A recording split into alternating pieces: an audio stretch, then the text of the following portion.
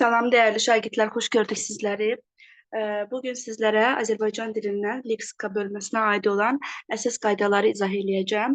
Başlayaq dərsimizə. Bildiyimiz kimi dostlar, leksika özü də fonetika sözü kimi Yunan sözü olub. Lexikos lüğət, logos elm deməkdir. Yəni ümumiyyətlə ilk öncə nəyə diqqət etmək lazımdır?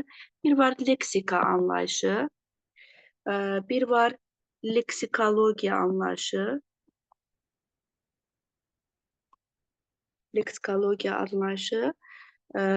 və bir var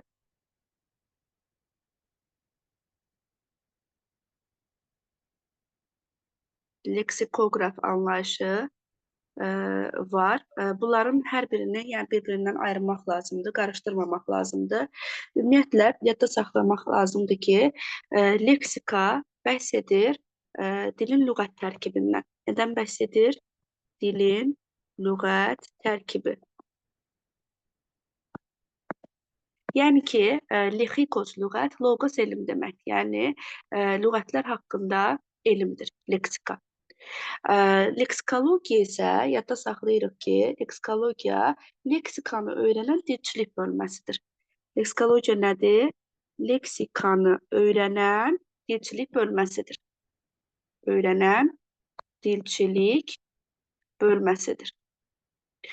Leksikoqraf isə dilin lüğət tərkibi ilə məşğul olan şəxsdir. Bu artıq konkret şəxs ifadə edir. Deməli dostlar, biz leksikologiya bölməsində ilk öncə öyrəndik sözün leksik və qrammatik mənasını. Demək ki, sözün leksik mənası onun ilkin ifadə etdiyi mənasıdır. Yəni, bir sözü deyərkən, görərkən ilk ağlımıza gələn mənası onun leksik mənasıdır. Deməli, leksik məna sözün ilkin ifadə etdiyi mənasıdır. Hansı mənasıdır? İlkin mənasıdır. Məsələn, deyirəm ki, zəmi. Zəmi deyərkən ağlımıza nə gəlir? Əkin yeri, tala. Əkin yeri, tala gəlir ağlımıza. Və yaxud deyirəm ki, ilğım. İlğım. İlğım nədir? İlğım susuz çöllərdə buxarın yerə yayıb su kimi görünmə hadisi, yerə yayılıb su kimi görünmə hadisəsidir. Məsələn, başqa, məsələn, ana desək, ana deyərkən ağlımıza həmən bizim nə gəlir anada? Ana, yəni bir insana həyat verən, onu böyüdən, bəsləyən varlığa deyilir. Yəni, ən müqəddəs varlıq. Yəni, bir sözü deyərkən ağlımıza gələn onun ilkin mənası, onun leksik mənası, onun hansı suala cavab verib, hansı cümlə üzvü vəzifəsində işlənməsi isə onun qrammatik mənasıdır. Belə ki, dostlar, məsələn, zəmi sözünün leksik mənası əkin yeri, tala olduğu kimi, qrammatik mənası əkin yeri, tarla, daha doğrusu, talla yox, tarla. Və qrammatik mənası isə onun artıq yer məkan ifadə edən isim olmasıdır və hara sualına cavab verməsidir. Eyni zamanda biz Azərbaycan dilində leksika bölməsində sözün leksik mənasını izah etməyin yollarını öyrənirik. Deməli, dostlar, yadda saxlayın ki, sözün leksik mənasını izah etməyin 4 dənə yolu var. Bunlar hansılardır? Sözün məzmununu, əlamət və xüsusiyyətlərini izah etməklə. Hansı ki, bayaq dedik ki, zəmi, tarla, yəni əkin yeri. Bu artıq onun birinci tapılma qaydasıdır ki, sözün məzmununu, əlamət və xüsusiyyətlərini izah etmək. İkinci leksik mənasını tapmağın yolu verilən sözə əks mənalı söz seçməklə. Əks mənalı söz seçməklə. Məsələn, dost sözü verilib bizə. Biz düşmən sözünü seçərək deyəcəyik ki, düşmən sözünün əksi. Həmən biləcəyik ki, bu dost artıq nə deməkdir. Daha sonra üçüncü, verilən sözə yaxın mənalı söz seçməklə. Məsələn, tutaq ki, dost sözünə yaxın məna olacaq aşina.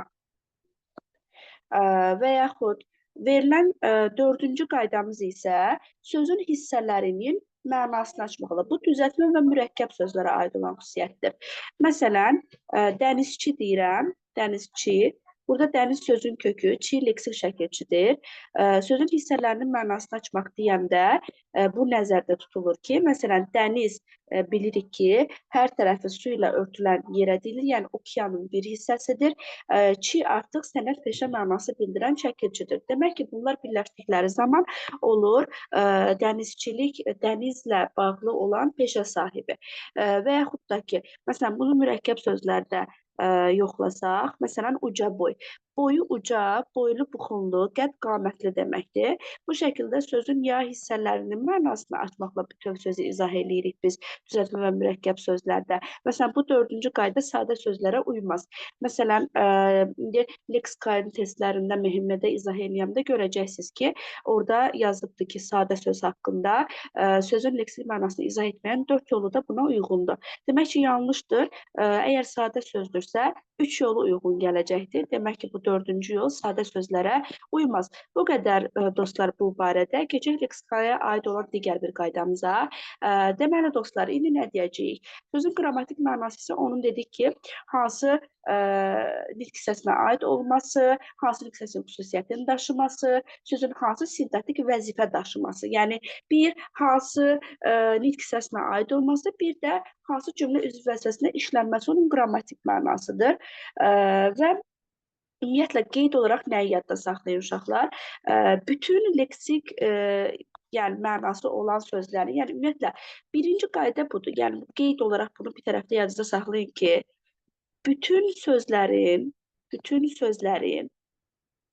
leksik mənası yoxdur. Leksik mənası yoxdur. Yəni dilimizdə olan, lüğətdə olan bütün sözlərin leksik mənası vardır deyə bir şey yoxdur. Yadda saxlayırıq ki, bütün əsas nitq hissələrinin leksik mənası var, köməkçi nitq hissələrinin leksik mənası yoxdur deyə bu qaydanı biz düz götürə bilərik. Daha sonra bütün sözlərin leksik mənası bayaq saydığım 4 yolla izah edilə bilməz. Çünki dedik, sadə sözlər 4-cü izah üsulu ilə izah edilə bilmir. Yəni hissənin mənasını açmaq. Sonra yalnız düzəltmə mürəkkəb sözlər dediyi aiddir. Üçüncü qeydimiz isə nədir uşaqlar? Omonimlər sözün leksik mənasını izah üsulu deyil. Bunu yadda saxlayın. Çünki omonimin məna tayları tamamilə fərqli leksik mənaya malik olur. Deməli, qeyd olaraq yadda saxlayırıq ki, bir də omonimlər leksik mənanı izah yolu deyil. İzah yolu deyil. Niyə? Çünki omonimlər fərqli leksik mənalara malik olacaqlar olduqları üçün eyni anda bunlar leksik mənanın izah yolu ola bilməz. Testdə bunu da görəcəksiniz. Bax, bu fikri də görəcəksiniz. Bayaq dediyim o hissənin mənasını açmağın sadəyə aid olmaması, onu da görəcəksiniz. Leksik mənanı izah etməyə aid olan testlərdə bu 3 qayda ilə bizi sınayırlar. Daha sonra, daha çox yəni qəbula, testlərə bu şəkildə düşür buna aid olan qaydalar. Daha sonra keçək digər qaydamıza. Sözün həqiqi və məcazi mənası. Dostlar, bilirik ki, sözün həqiqi mənası onun ilkin ifadə etdiyi dominant mənasıdır. Sonradan qazanılan törəmə mənası isə onun məcazi mənasıdır. Burada elə qəribə bir çətin bir şey yoxdur. Məsələn, tutaq ki, qızıl saat dediyimiz zaman həqiqətən də saat qızıldan ola bilir. Bu onun həqiqi mənasıdır. Amma mən tutaq ki, qızıl zaman dediyim zaman artıq mənim zamanım qızıldır mənasında artıq burada məcazi mənada işlənmiş olur. Daha sonra keçirik digər qaydamıza. Deməli dostlar, yadda saxlayırıq ki, sözün bir də var ki, tək mənalı və çox mənalılıq xüsusiyyəti. Əsasən çox mənalılıqdır, antonimlikdir, sinonimlikdir, omonimlikdir. Bunlar leksika bölməsində bizim qarşımıza çıxan suallardandır. Deməli dostlar, tək mənalı və çox mənalı sözlərə baxsaq, ümumiyyətlə yadda saxlayın ki, yalnız bir leksik mənası olan sözlərə nə deyilir? Tək mənalı sözlər deyilir. Məsələn, mən buraya dəniz sözünü, stol sözünü, stul sözünü, parta sözünü aid eləyə bilərəm ki, bunlar yalnız bir leksik mənası olan sözlərdir ki, tək mənalı sözlər adlanırlar. Yəni ki, bu sözlərin yəni öz həqiqi mənaları ilə yanaşı məcazi ifadə etdikləri mənaları yoxdur. Lakin çoxmənalı sözlər isə yadda saxlayırıq ki, eyni leksik məna ilə bağlı, eyni leksik məna ilə bağlı e, məcazi mənası da olur. Mənası da olur. Yəni eyni leksik məna qalır, dəyişmir. Amma həqiqidən məcaziyə doğru keçir. Məsələn, e, tutaq ki, deyirəm ki, məsələn, göz deyirəm. Elə deyilmi? Göz. Yadda saxlayın ki, biz gözü ilk olaraq nədə öyrənmişik? Məsələn, insanın gözü. Elə deyilmi? İnsanın gözü ifadəsində yadda saxlayırıq ki, göz burada nədir? Həqiqi mənadadır. Göz burada həqiqi mənadadır. Ümumiyyətlə, yadda saxlayın ki, eyni leksik məna ilə bağlı məcazlaşacaq. Bir də var deyirəm ki, şkafın gözü. Şkafın gözü. Bax, burada da görürsünüz, əslində göz insanın başının yuxarı hissəsində iki cüt baxdığı, ətrafı seyr etdiyi bir yer deməkdir. Bu leksik məna ilə bağlı şkafın da gözü deyirik biz. Burada artıq göz sözü məcaziləşir. Yəni gözü dediyimiz zaman, yəni şkafın o siyirmələrini nəzərdə tuturuq. Və yaxud da ki, şkafa o əsas kitab, dəftər yığılan, ya da əşya yığılan hissəsini nəzərdə tuturuq göz deyərkən. Lakin bir dənə yadda nəyi saxlayın? Mən bura hər hansı bir heyvanın gözü desəm, yadda saxlayın və unutmayın ki, bu artıq çox mənalılığa girmir. Çünki heyvanın gözü də, insanın gözü də hər ikisi həqiqi mənadadır. Buna görə desək ki, göz sözünün məcaziliyini, çox mənalılığını deyin. Sən birinə insanın gözü, birinə heyvanın gözü desən, getdi balın. Bu səhv olacaq artıq. Amma insanın gözü, heyvanın gözü həqiqi məna, şkafın gözü məcazi məna. Bu zaman artıq biz çox mənalılıq deyə bilərik. Amma sadəcə insanın gözü ilə heyvanın gözünü, mən heyvanın gözü məcazidir deyə bir şey deyə bilmərəm. Çünki heyvanda da göz eyni funksiyanı yerinə yetirən həqiqi mənalı bir sözdür. Bunu bu şəkildə yadınızda saxlayın dostlar. Ümumiyyətlə yadda saxlayın ki, əsas məna ilə bağlılıq burada zəruridir. Söz nə qədər yeni məna qazansa da ilkin mənadan tamamilə uzaqlaşmır və məsələn, bir dənə də misal yazım. Tutaq ki, lövhə sözünü yazaq. Lövhə normalda lövhə. Nə sualına cavab verən sözdür, ilk hissəsi olaraq isimdir, elə deyilmi? Biz lövhəni necə öyrənmişik? Öyrənmişik ki, lövhəni yazı lövhəsi kimi öyrənmişik, elə deyilmi? Yazı lövhəsi, yəni üzərində dərs və ya hər hansı bir məlumat yazılan, yəni əşya deyə nəzərdə tuturuq lövhəni. Yazı lövhəsi. Məsələn, bu zaman bu olun onun həqiqi mənası. Bir də eyni leksik məna ilə bağlı, bir də var deyirəm, təbiət lövhəsi.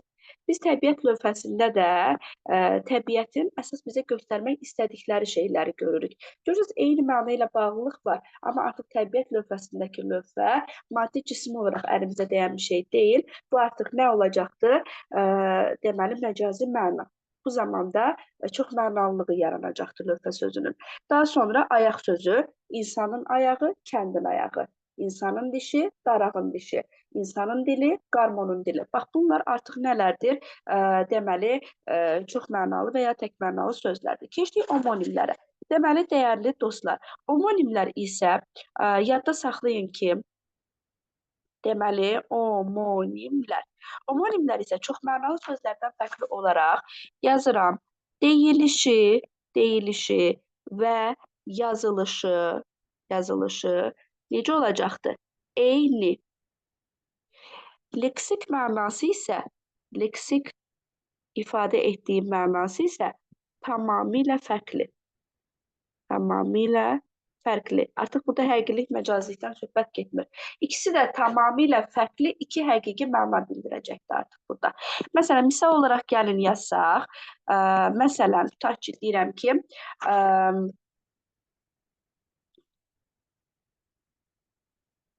məsələn, qıyıq. Qıyıq sözünə diqqət eləsək, baxın, bunun bir mənası çuval deməkdir. Çuval. Bir mənası isə, yadda saxlayın ki, gözün qıyılması. Yəni, yığılması mənasında. Demək ki, bu artıq nədir? Tamamilə gördünüzmü? Tamamilə iki həqiqi mənadan ibarət fərqli mənalar ifadə etdi. Eyni şəkildə yazılır, Elə eyni şəkildə qıyıq formasında tələffüz olunur, vurğu da düşür ikinci ecasına. Deməli, deyilişi və yazılışı eyni dediyimiz zaman vurğusu eyni, hərflərinin tələffüzü eyni, yazılışı eyni olub, leksik mənası sadəcə fərqli olanlara biz omonim sözlər deyə bilərik. Və yaxud bir iki dənə misal deyim, sonra hansı sözlərə biz omonim deyə bilmərik, onları davam edək. Məsələn, tutaq ki, don sözünə diqqət eləyək. Don sözü bir mənası qadınların geyindiyi paltar. Paltar, digər mənası isə feildir. Yəni donmaq feilindən söhbət gedir.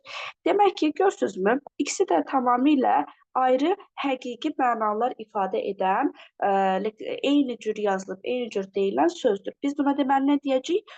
Omonim deyəcəyik. Demək ki, çoxmənalı sözlə omonimin fərqi nə oldu? Çoxmənalı söz eyni leksik məna ilə bağlı, eyni mənaya uyğun məcazi məna qazanır. Deyiliş, yazılış eyni olsa da. Omonimlər isə deyiliş, yazılış eyni olur, tamamilə fərqli mənalar qazanır.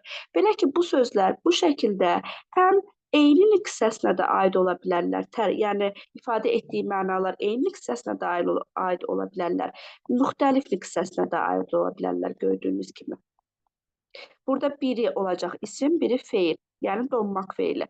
Çuval və gözün qıyılması dediyimiz zaman yenə də eyni hissəsi və yaxud da ki, deyirəm, məsələn, bax.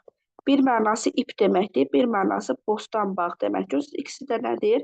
İsimdir. Demək ki, omonimlərin leksik mənaları həm eyni hissəsinə, həm də müxtəlif hissəsinə aid ola bilər, dostlar. Biz bayaq dedik ki, bax, qaydamızda belədir tərifində. Deyiliş və yazılış eyni dedik. Deyiliş və yazılış eyni. Burada deyiliş hissəsinə diqqət eləyəcəyik. Dostlar, yadda saxlayın. Deyiliş eyni deyəndə, demək ki, orfoqrafiyası da eyni. Yəni, yazılış forması. Sonra, vurğusu eyni. Sonra, başlanğıc forması eyni. Daha sonra, uzanması varsa da, yoxsa da eyni. Bunlar hamısı eyni, leksik mənası fərqli olduğu zaman omonim olur. Amma buradan anlaşılır ki, bəzi sözlər omonim olmazlar. Hansılar omonim olmazlar dedik? Belə ki, deməli, səslənməsinə görə bir-birinə oxşar olan bəzi sözlərimiz var bizim dilimizdə. Bunlar hansılardır? Hansı ki, biz bunlara paronimlər deyirik. Paronimlər. Bunlar nəyə görə oxşardır? Səslənməyə görə. Səslənməyə görə oxşardır. Buradan anlaşılır ki, yazılış fərqlidir burada. Yazılış fərqlidir. Demək ki, bu da omonim hesab edilməz. Məsələn, qəlb var, qəlb. Görürsünüzmü? İkisinin də deməli, birində qəlb deyilir. Normalda tələffüzdə bu da qəlb, heç bir şey gəlməsə, özü sözü samit gələrsə, qəlb, məsələn, tutaq ki, deyirəm ki, qəlb. Normalda bu sözlər, deyilişləri bənzəyir bir-birlərinə. Amma görürsünüz, yazılışları biri p-dır, biri b-dır. Qəlb ürək deməkdir, qəlb saxta deməkdir. Və yaxud da ki, xeyr deyirəm, bir də var deyirəm xeyir. Biri ki, bu xeyir şəhər anlamındadır, bu isə inkar ədatıdır. Görürsünüz, bunların deyilişləri bənzərdir, amma yazılışları fərqlidir. Və yaxud da ki, mətn var, bu yazılı nitqin bir parçasıdır. Bir də var mətin. Görürsünüz, tamamilə fərqli mənalar ifadə edir. Mətin qoxmaz, yəni adam deməkdir. Daha sonra əmir var, əmir var. Bilirik ki, əmir rütbə vəzifədir, əmr isə əmr etmək mənasındakı əmrdir. Sonra əsir var, zaman bildirir, əsir var. Bu artıq, yəni məsələn, düşmənin əsir götürülməsindəki əsirdən söhbət gedir. Bax, bu şəkildə deyilişləri oxşar, yazılışları fərqli olan sözlər paronimlər adlanırlar. Biz bunlara nə deyə bilmərik? Bunlar omonim hesab edilməzlər. Daha sonra ikinci, nələr omonim hesab edilməzlər? Omoqraflar. Omoqraflar. Omoqraflar nədir? Vurğuya görə deyilişi fərqlənənlər. Yəni, vurğusu fərqli olanlar. Bunlar omoqraflar hesab edilirlər. Məsələn, misal olaraq gəlin yazaq. Tutaq ki, alma, alma. Tutaq ki, və yaxud deyirəm ki, səpin, səpin. Bir də var deyirəm ki, səpin. Bunlar artıq omoqrafdırlar. Bunların deyilişləri fərqli olduğu üçün vurğuya görə bunlar omonim hesab edilməzlər. Daha sonra dəyərli dostlar, bir dənə burada nəyə diqqətli olun?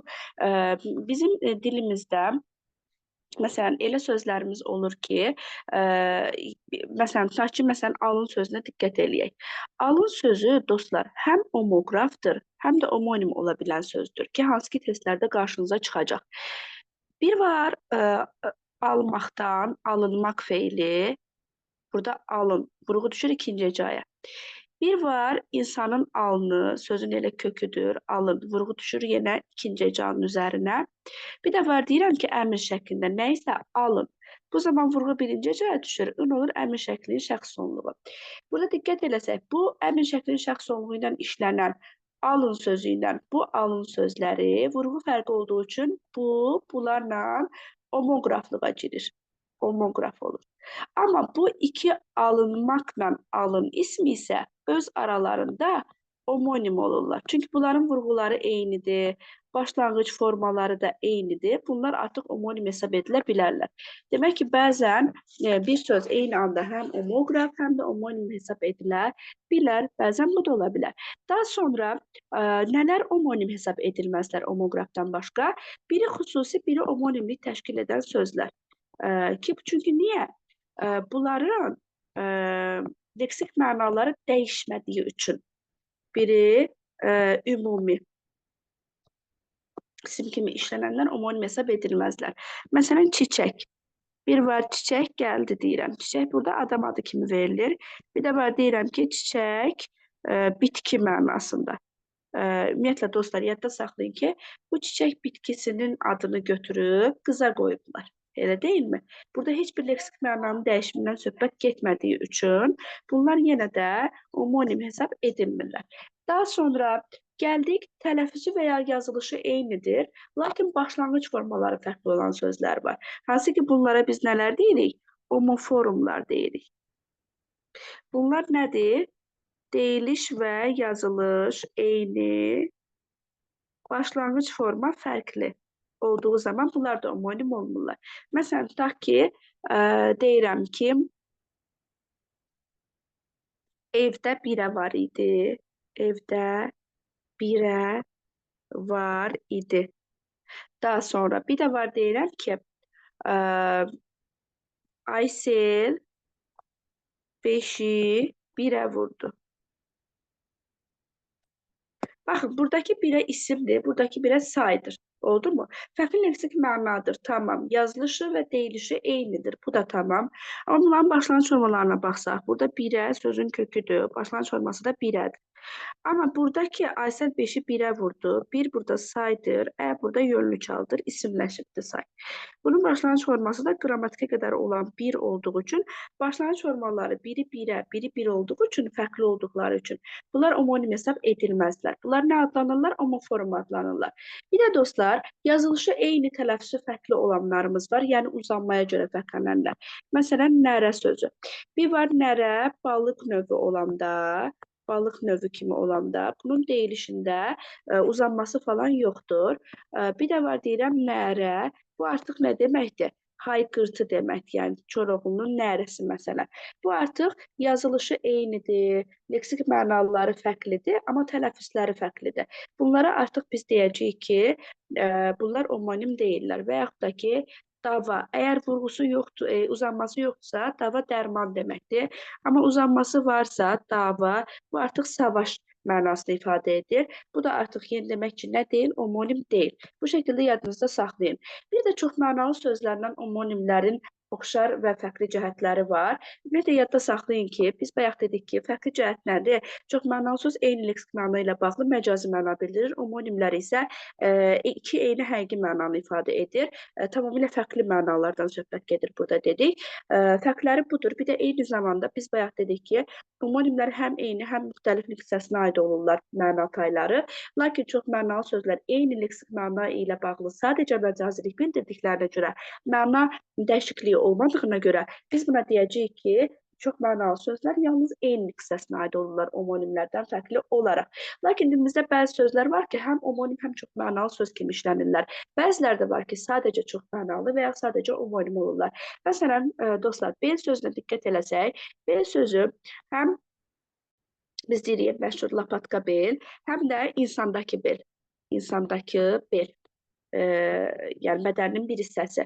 Bu artıq nə sayılır? Bu omonim sayılır. Amma məsələn, mən bunu necə deyəcəm çox mənalı kimi? İnsanın beli, bir də var deyirəm ki, armud, stəkanın beli. Stəkanın beli. Görürsünüz, eyni leksik mənadır, sadəcə bu ikincisi armud stəkandakı bel məcaziləşibdir. Amma hissəsi də dəyişmir. Bunlar eyni hissəsinə aid olan fərqli leksik mənaları bildirən omonimdir. Bunlar isə eyni ümumiyyətlə istəsə də dəyişməz fərqli hissəsinə, çünki hər zaman eyni hissəsinə aid olurlar. Belə. Dilimizdə də bəzi sözlər var ki, üzdür, qaşdır, burundur, boğazdır, dil, qol, bel, kök, dolu, tut, yar, yol, yay, düz, inci, quru, say, az, at, al, saç kimi sözlər var ki, bu sözlər həm omonim, həm də çox mənalı söz kimi işlənə bilirlər. Gəlin, məsələn, atıram birini götürək, məsələn, düz sözünü götürək. Düz bilirsiniz ki, həm feil kimi düzmək feili var, həm də bunun sifət mənası var. Bu omonimdir. Amma məsələn, bir var deyirəm düz yol, bir də var deyirəm düz söz. Burada artıq nə yaranır? Çox mənalılıq yaranır. Bu qədər dostlar omonim və çox mənalı sözlərin oxşar və fərqli xüsusiyyətləri haqqında. Qarışdırmırıq. Yəni özünüz bilirsiniz ki, tamamilə fərqli şeylərdir. Daha sonra yenə də dilimizdə bu alın sözü kimi məşhur yara söz var. Yəni onun haqqında da bir məlumat verim sizə. Əgər mən desəm ki, əlimdə yara var, yara var. Bu zaman yarmaqdan yara ismi yaranır. Başlanğıc forması yaradır. Bir də var deyirəm ki, onun işinə yara. Onun işinə yara. Bu yaramaq feilidir. Başlanğıc forması da kökü də yaradır. Bir də var deyirəm ki, sözümü yaradı. Burada artıq yar ismindən, sevgili ismindən söhbət gedir. A, burada yönlü çaldır. Bunun başlanğıc forması yardır. Bura diqqət eləsəniz, bu 3 ilə müqayisədə 3 ilə 2 və 1-dəki fikirlər homoform olurlar. Yəni bu 3 homonimliyə daxil deyil. Amma bu 1 ilə 2 öz aralarında homonim olurlar. Çünki bunların başlanğıc formaları da eynidir. Oldu mu? İnşallah ki nəzərinizdə qaldı. Daha sonra başqa leksika haqqında nə deyə bilərik biz? Sinonimlər gəlir məşhur. Sinonimlər haqqında dostlar biz deyə bilərik ki, sinonimlər deməli omonimlərdən fərqli olaraq yazılışı və deyilişi müxtəlif olan, lakin eyni və ya yaxın mənaları bildirən sözlərə sinonimlər deyilir. Bəzən testlərdə sinonimlər ancaq eyni mənanı bildirən kimi düşür. Bu səhvdir. Çünki sinonimlər yaxın mənanı da bildirə bilirlər. Eyni tamamilə mənanı da bildirə bilirlər. Məsələn, bir var deyirəm odlamaq, sonra deyirəm alışdırmaq. Görürsünüz, yaxın mənaları ifadə eləyir və yaxud da ki, iri, yekə, yekə, böyük. Bir də var deyirəm nəhəng. Bax, bunlar hamısı sinonimlərdir bir-biri ilə. Daha sonra alışdırmanın yanına bir dənə yandırmaq da qoymaq olar. Yandırmaq. Daha sonra ürək, qəlb, könül deyirəm. Ürəkdir, qəlbdir, bir də könül. Görürsünüz, tamamilə eyni və ya fərqli mənaları ifadə eyni və üzr istəyirəm, yaxın mənaları ifadə edə bilərlər. Ümumiyyətlə, sinonimlərin özləri də yaxın məna ifadə etdikləri üçün çox mənalı sözlər kimi sinonimlər də ancaq eyni nitq hissəsinə aid olurlar. Ona görə də dostlar, burada nəyə diqqət eləməniz lazımdır? Bəzən sözlərimiz olur. Bir var deyirəm çiğ, bir də var deyirəm bişməmiş. Baxın dostlar, bir-birinə yaxın mənalardır. Lakin çiğ, baxsaq hissəsinə görə sifətdir, bişməmiş feili sifətdir. Biz bunlara artıq sinonim deyə bilmərik. Niyə? Sinonim eyni hissəsinə aid olmalıdır. Və yaxud da ki, deyirəm, tutaq ki, kal deyirəm, Bir də deyirəm yetişməmiş. Yetişməmiş. Baxın, bu artıq sifətdir, bu yenə fe'li sifətdir. Bunlar nə sayılmazlar? Sinonim sayılmazlar. Və yaxud tutaq ki, şirin deyirəm, bir də var deyirəm şəkər. Məsələn, şirin sifətdir, şəkər isimdir. Bunlar da sinonim sayılmazlar. Oldu mu? Və yaxud da məşhur sifətdir, tanınmış fe'li sifətdir. Bunlar da sinonim sayılmazlar. Demək ki, sinonimlərdə nəyə diqqət eləyəcək? Eyni deməli, leksik, yaxın leksik mənalar olduğu üçün eyni leksik hissəsi mənasına diqqət eləyəcək. Bir dənə də var antonimlər. Antonimlər isə yenə də sinonimlər kimi yalnız eyni nitq hissəsinə aid olurlar. Eyni nitq hissəsinə aid olurlar. Tamamilə bir-birindən çarpaz, əks mənalar ifadə edirlər. Məsələn, deyirəm ağ, bir də deyirəm qara. Bunlar artıq sayılırlar antonim. Antonimlərdə də nəyə diqqət eləmək lazımdır? Yenə bir var məşhur, bu tanınmış deməkdir. Bir də var deyirəm tanınmamış. Bu da demək ki, fe'li sifət, bu da sifət olduqları üçün bunlar antonim sayılmazlar. Yəni antonimlərdə mütləq eynilik hissəsinə aid olması lazımdır. Bir də dilimizdə bəzi sözlər var ki, kökləri eyni olduqları üçün leksik şəkilçi qoşulub əks məna bildirsələr, belə bunlar antonim sayılmırlar. Deməli, eyni köklü sözlər antonim ola bilməzlər. Əsas qaydadır, bunu unutmayın. Eyni köklü sözlər antonim olmazlar. Antonim olmaz.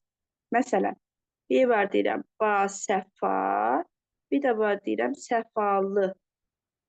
Yəni basəfa səfalı olmayan deməkdir. Bax, bunların kökləri, görürsünüz, eynidir. Eyni köklü sözlərdir bunlar. Bunlar artıq deməli antonim hesab edilmirlər, yadda saxlayın. Və yaxud da ki,